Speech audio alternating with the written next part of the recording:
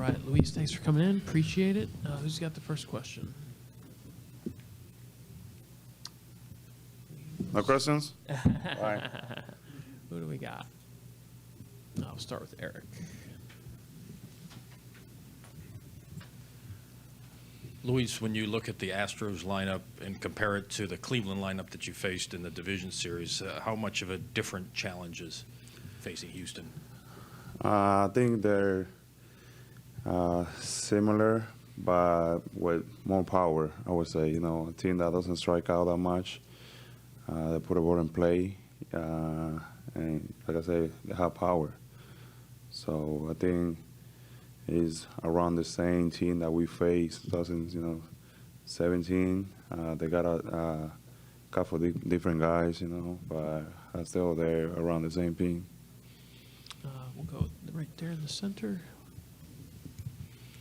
Sevy, how much is still lingering from 2017, and do you see this as a revenge spot for you guys here? I mean, not as a revenge, but we need to play. We need to win, you know. They have a good team. We have a good team, and they know our team very good, and we know their team very good. So we just need to go there, compete, and try to win. In the third row, Brian. Luis, to follow up on that, you were here in 17, 19. You know, when you walk into this building, a lot of heartbreak happened here. What are your feelings? What do you think about? I mean, I think about that we lose here. That's the only thing that's been to my mind. And I think all the guys that have been here since then, they had to remember that. They had to remember that feeling and try to not feel the same way, you know, this year. Try to be better, try to go out there with that mentality and win games. And up front to your right, Brendan. I think it's fair to say that Astros fans don't like the Yankees so much. What do you think about the hostile environment you'll encounter tomorrow? I mean, everywhere we go, we're not liked. So it's not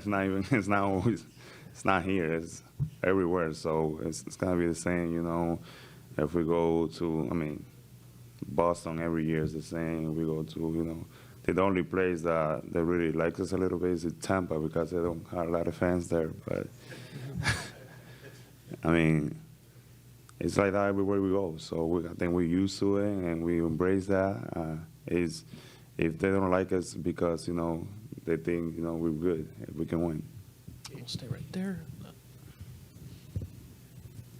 Elaborando un poco lo que está diciendo él, o sea, y ustedes, ¿cuál es su perspectiva, su opinión acerca de este rival que tienen enfrente, que durante los últimos media década se ha convertido en un talón de Aquiles para su equipo, pero también un equipo que junto con ustedes, han creado grandes series?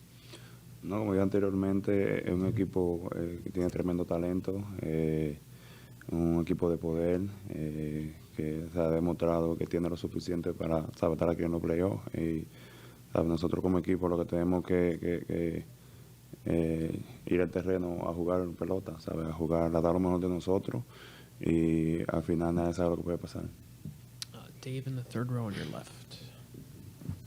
Luis, it's pretty rare that you get to celebrate and then have to play such an important game right after. How was it? Did guys pretty much switch from party mode to business mode fairly quick last night, or how did that transition work? Because you guys, you know, deserve to celebrate after the win, but it was kind of tough to know when to switch it back. Yeah, I mean the champagne is terrible, so I think that helped a little bit. Nobody likes that thing. So I think after, you know, 10 or 20 minutes, everybody was tired.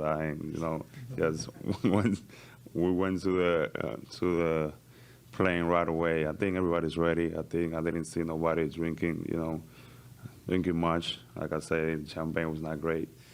But I think everybody's ready. Greg up front to your left. You said earlier it's not about revenge. Have you personally gotten over what the Astros did in 2017? And if you have or haven't, how have you been able to perhaps put that behind you? I mean, of course. I mean, long time ago, you know, MLB did what they need to do to fix whatever they were doing, and I think where I always think that this is the thing that they don't need to cheat because it's really good. They have a great lineup. They can go to the World Series. They can they can play good because they've always been good. So for me, that's in the past, and we need to focus in the present right now. And we have the team that beat us a couple of times in front of us, and we have to go there and just give 100% and play good baseball.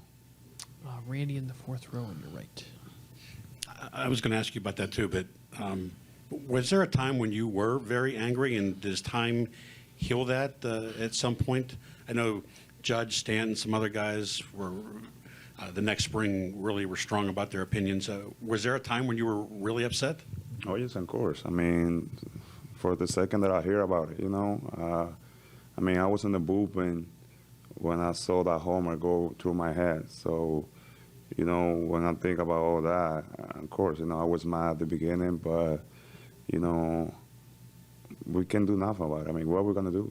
I mean, if I stay angry, is that going to change something? It's not going to do nothing. So, I just, I mean, I think in spring training, everybody was asking about that. It was too much. So, like I say, now we got this team that's very good. They got great players, so we got a chance to go out there and compete. Any questions for Luis? Ian on your left, Luis. When people think of the 2017 Astros going forward, I think the first person they think of is Altuve. What makes him so dangerous as a hitter, and what's the best way to attack him as a pitcher? I mean, like you said, he's a great hitter, so we just need to go. For me, is whatever is good for me that day. I don't think there is a